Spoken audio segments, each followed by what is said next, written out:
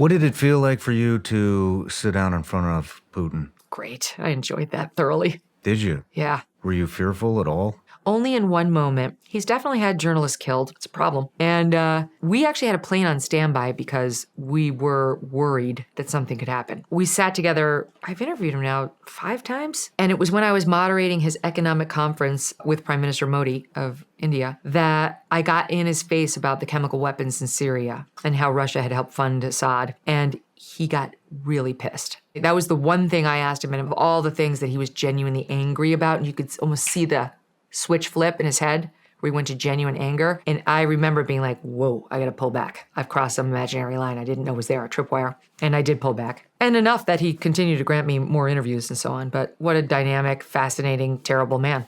To go over there and put yourself in that situation that takes a lot of courage. It was crazy.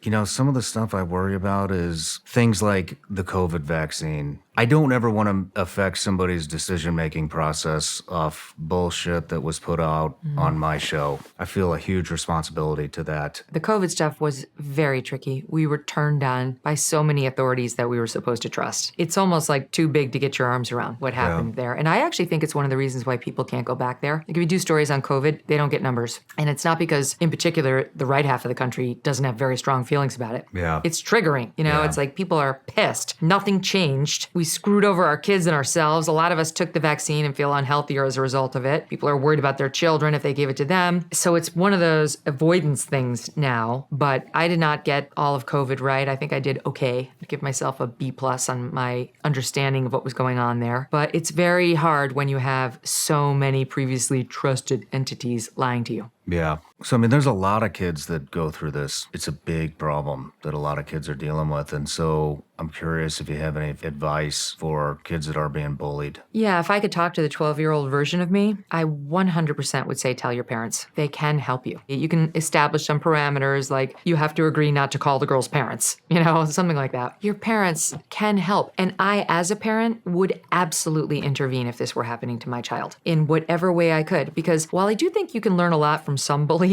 like some short stints of bullying, I think it actually creates a more empathetic person, right? You're less likely to bully, I think, if it happens like that. But if it goes on and on and on, it can cause real damage. I still think it affects my relationships. Really? My friendships, yeah. How so? I'm not good at pursuing friendship. Like once I have a friend, I'm a good friend, but all the friends I have pursued me. Interesting. I'm very wary of People. rejection and getting hurt. The post-George Floyd behavior. The country losing its mind. I was like, these are lies. These are all lies about the police, about us, and they're lies that are tearing at the very fabric of America. And I need to say all the things that need to be said to correct them. My brother is a cop, a great cop. Now he's retired, but he was a lieutenant in Albany. Such an honorable cop the entire time he was in service. He was beaten to within an inch of his life by a gang. They broke his neck. He was in the hospital for a long time. Never came out bitter. He was so upstanding. And to hear these people smear cops writ large as just all racist, all bastards, as they were saying at the time, I was like, bullshit. I couldn't believe those protests where they were making people say Black Lives Matter. This is America.